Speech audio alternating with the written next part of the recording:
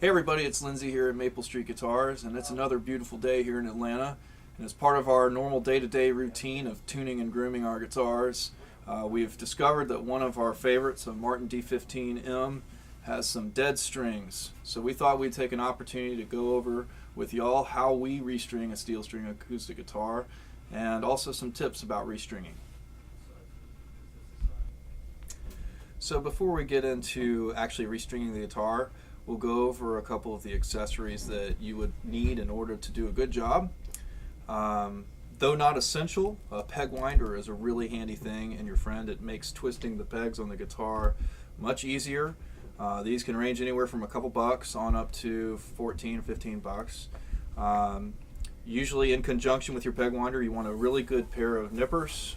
We recommend channel locks or something of good quality steel, and that they'll hold up to long-term use, but these shouldn't cost you too much at a hardware store. Some options also include a peg winder with an integrated clipper. This is made by Planet Waves. It's a really handy thing, all in one tool. Besides that, you will probably want a fingerboard oil. We have a couple here, one from Music Nomad, the other from Kaiser. A polish, some buffing pads. This is a 3M super fine sanding pad. You want to keep it really fine if you're using any kind of abrasive on the guitar. This is also a Scotch-Brite pad. We use both of these for buffing the fingerboard and or frets. A Quado or superfine steel wool is also acceptable. We'll go over a couple of the precautions one needs to take with steel wool. And then finally, these are some luxury items, shall we say, but very handy as well.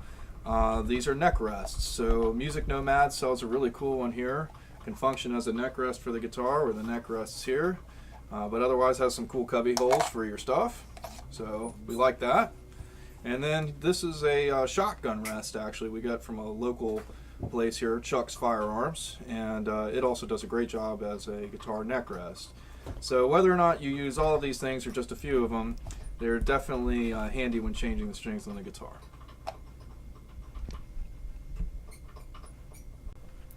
So of course, an obvious question when it comes to restringing your guitar is, when do I need new strings? Well, there's a couple telltale indicators that will let you know that your strings are dead. One, they'll have a kind of tubby, less defined tone.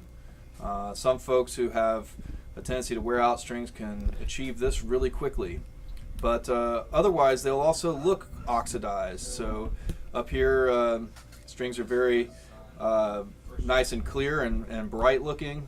Further down the fingerboard, we've got some serious kind of oxidation and gunk. So believe it or not, sometimes strings can actually sound pretty good in this situation, but usually when you start seeing this, your strings are toast. So as a rule of thumb, if you're using the guitar regularly, you should expect to change your strings every 2 to 3 months, but people who play heavily might have to do much more regularly than that.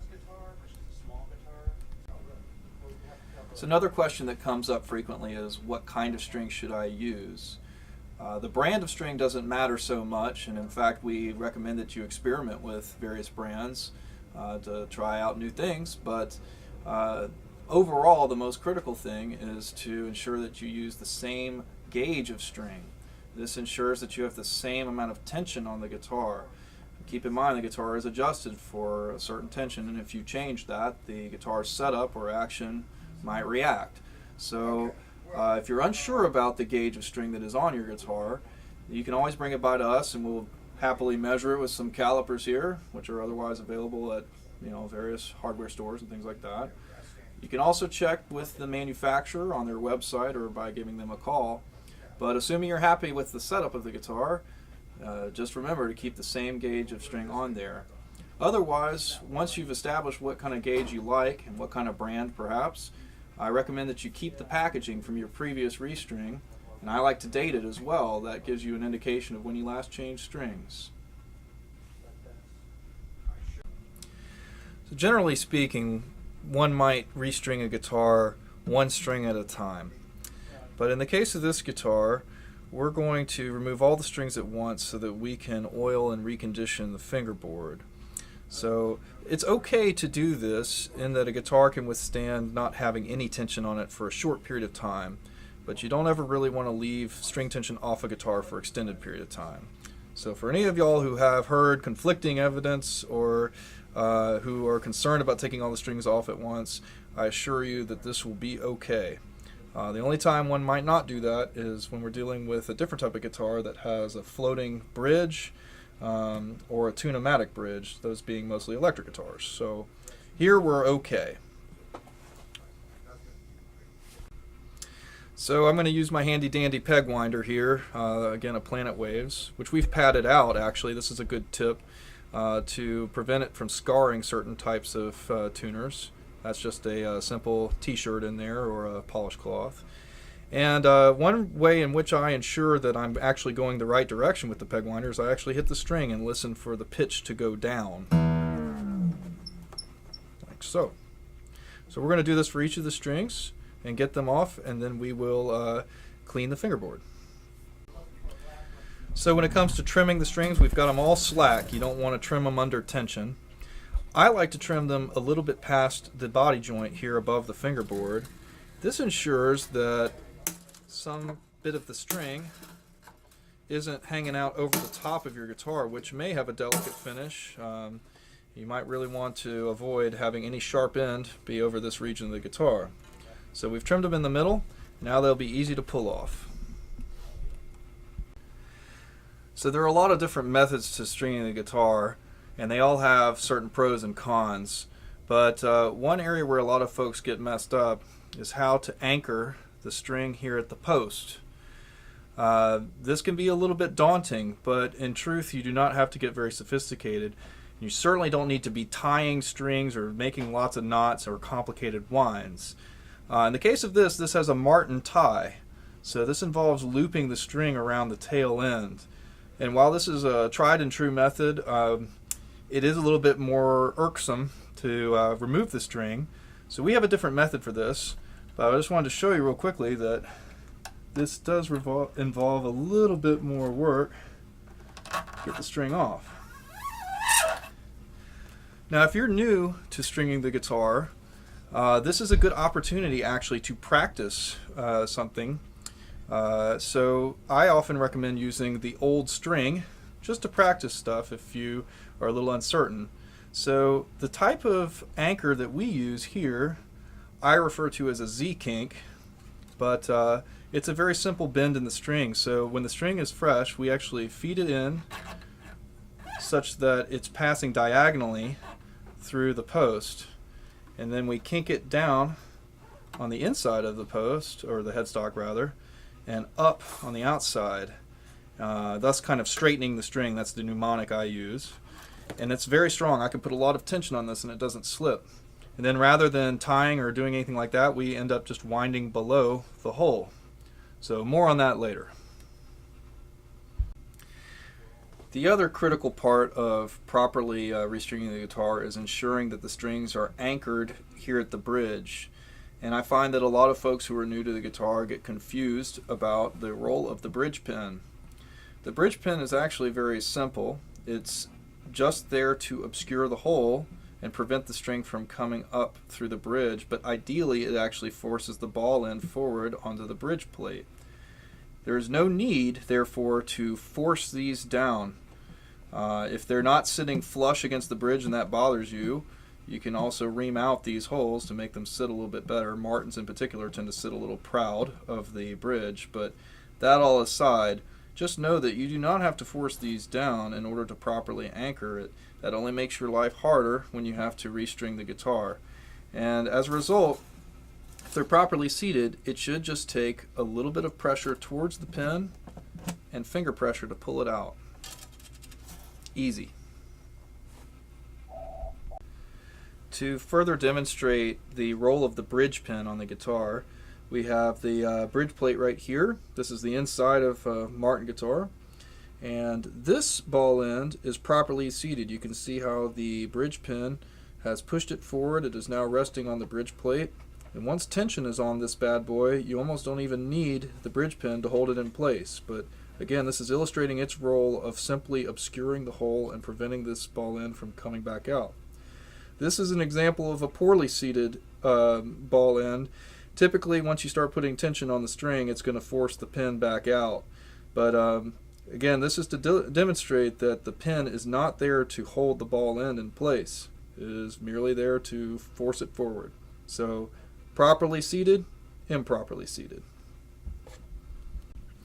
So before we go on to putting strings on this guitar, we're going to take the opportunity to recondition the fingerboard. As this guitar is pretty new, it doesn't need a whole lot of oil, so we're going to use a lighter oil. This is a fingerboard 1 made by Music Nomad. And then we're going to buff these frets just to get rid of any residual finger goo or oxidation. And we're going to use a Scotch-Brite pad for that. Again, an alternative is a steel wool. Again, this is super fine. Quadruple O, very, very fine stuff. You do not want to use heavier steel wool or a heavier Scotch-Brite pad. Be sure to use separate cloths for your oil. If you use any kind of polished cloth or long-term kind of flannel cloth for your oil, you definitely want to keep that away from your polished cloth that you would use on the body of the guitar, because they can pick up stuff like these steel wool fibers, which you end up rubbing into the guitar, and nobody likes that. So again, just a word to the wise, keep all your oil kit separate from the rest of your polish kit. So since this guitar doesn't have any fret wear or any kind of issue to worry about, we're not going to worry about sanding the frets or doing any kind of light crown on them. We're just going to oil and buff them. So it is always better to be conservative with oils. A little bit can go a long way. So I'm just going to use a very little bit of this oil on a paper towel. And we will just apply it directly to the fingerboard, rubbing in a circular motion. And we're going to let that soak in for a minute. I'm going to also move on to the bridge, and we'll take care of the bridge separately.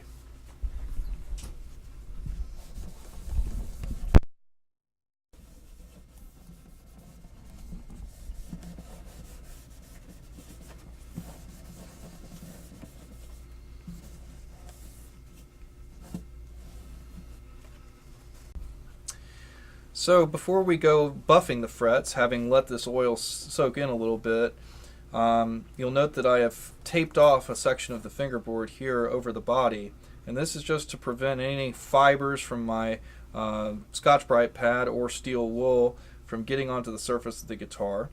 One of the reasons we use these Scotch-Brite pads, in fact, is because they generate fibers that are less abrasive than the steel wool. But when it comes to buffing the fingerboard, you just want to go in a light motion with the grain of the fingerboard. If you go against the grain, you could potentially scar the fingerboard.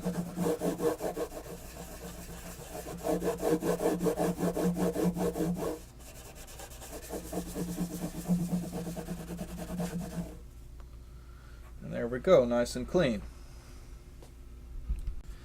Having just buffed the fingerboard, I often use the oily rag that I have just to go back over, apply a little extra oil, but it also helps to pick up anything that might have been left on the fingerboard by the buffing pad.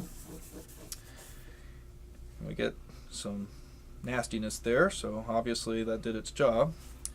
And then I come over with a clean piece of paper towel or an unused section of your oil rag, and I just pull off the excess after having done that last little application.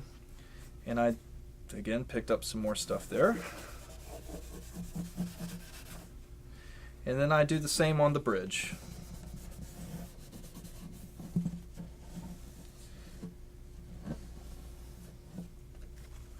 All right,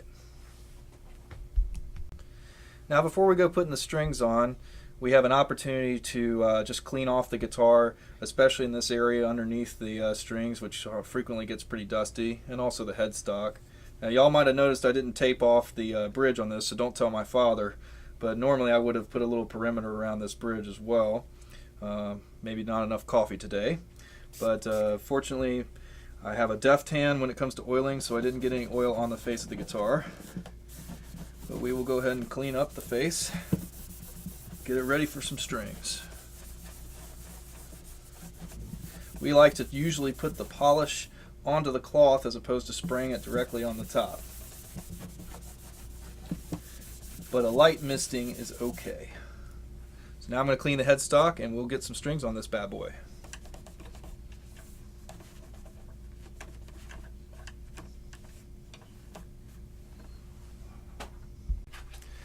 So now we're ready to put the strings on, and I've got everything laid out in front of me to make this nice and fast.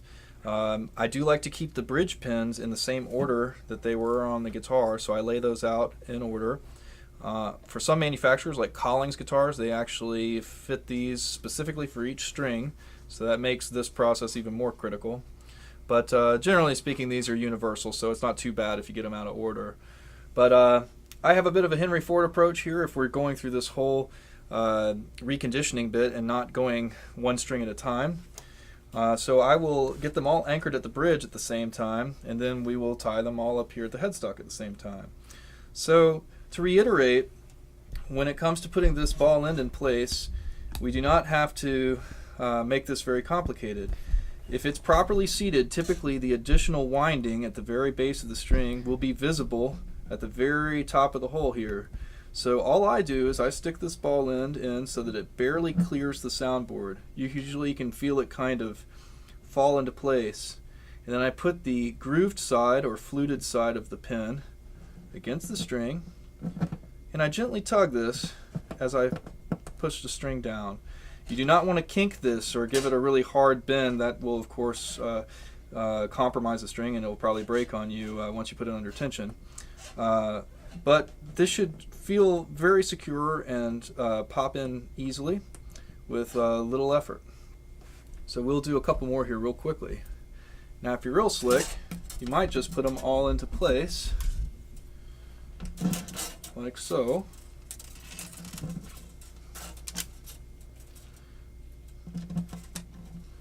And that makes life real nice and easy. So just a gentle tug as I press down. Again, the ball end has just barely cleared the top. Gentle tug. Now, if you reach one that's kind of stubborn, sometimes it can help to give it just a little bit of a bend. Not much, just a little one.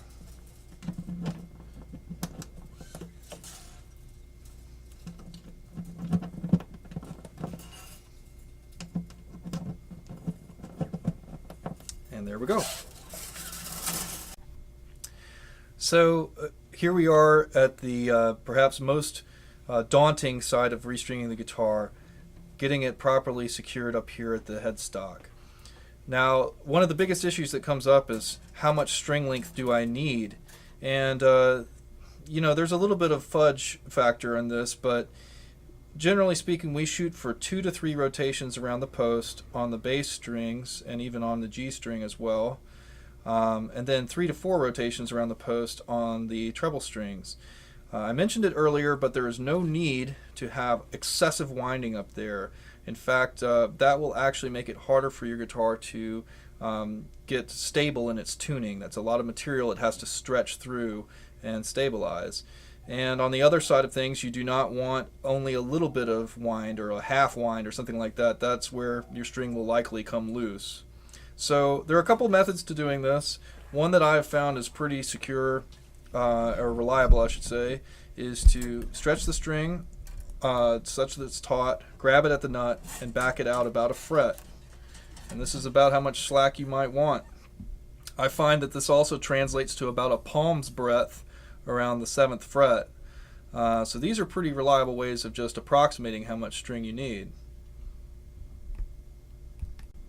Okay, so having approximated how much string we need, I'm ready to anchor it up here. So again, I've gotten this hole and all the others at a downward angle. This side is at a mirror image, so the downward angle looks like this. And that of course makes the string look like an arch as it comes through the post. And again, you can pull this pretty taut, give yourself about a palm's breadth at the 7th fret. And then, as I showed earlier, we're going to kink the string down on the inside of the headstock and up on the outside. This is perhaps where people get most confounded. Now, if we were to try to just wind the string slack, it will not behave and it'll want to pop over the post and dance around on you.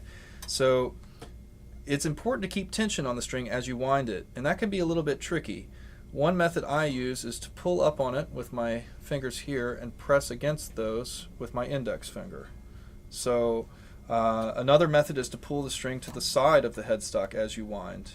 But whether you use the index finger or your thumb to guide the string, you want to keep tension on it as you wind below the post hole.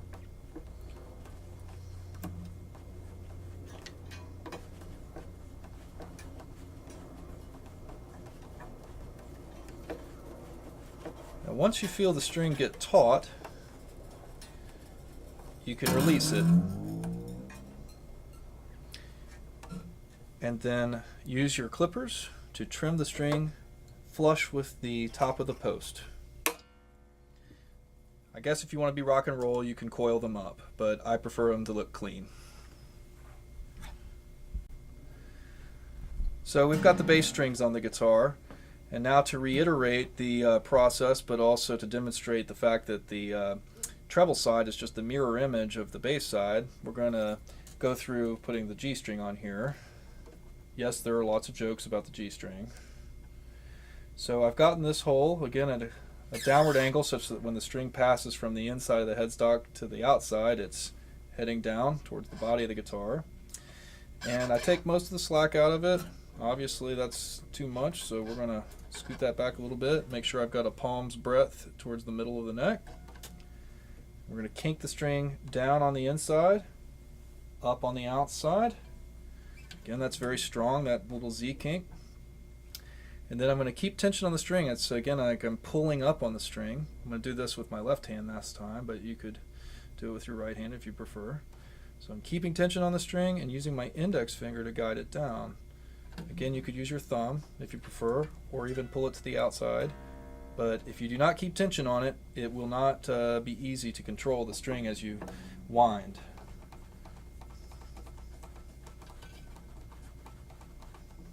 Now if you get this situation where the string's kind of catching on the adjacent posts and it will want to try and whip you, you can just pull it up a little bit and that usually solves the problem.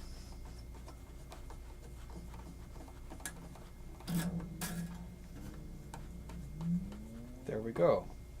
And just to show you how quick and zippy I am, we're going to do the B string as well.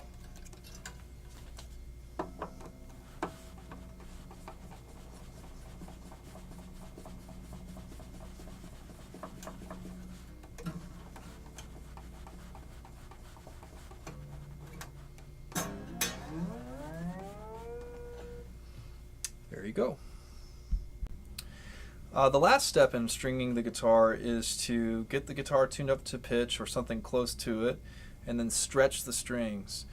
This is an often overlooked step, but by stretching the strings you kind of get their initial settling out of the equation and your guitar will be much more stable in tuning as you play it.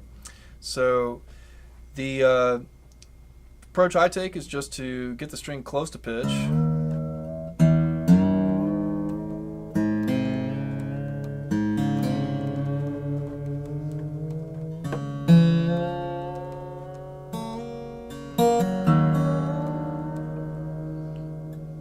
Does not have to be exact, we're pretty close here, a little flat.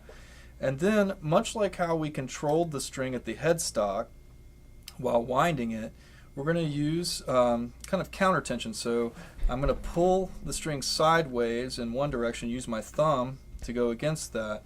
And I want to stress here that we are not being really forceful with the string. It's a gentle tug, but we just kind of do this going the length of the string. And you want to go side to side, not up. So we do this for each string.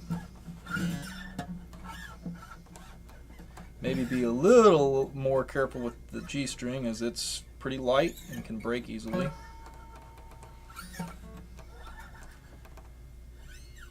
And you'll hear immediately that this fell in pitch. So I tune it back up again.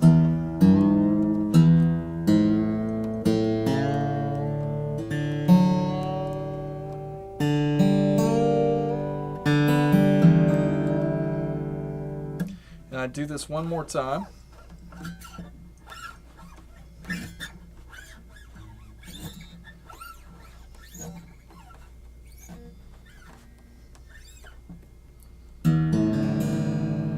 hear it did not fall that much this time.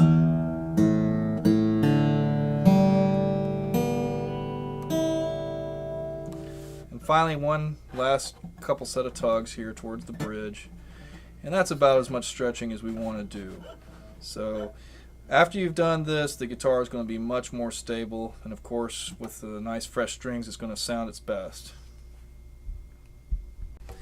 So once again, this is Lindsay at Maple Street Guitars, and I hope you found our demonstration about restringing and our particular method for doing it helpful. Of course, if you prefer to have us do this service for you, we're happy to do that, as we offer restrings and all other kinds of repairs. But hopefully you've learned enough here that you can save your $20 and do the stringing yourself. But if you have any other questions, please don't hesitate to give us a call or find us on the web at maplestreetguitars.com.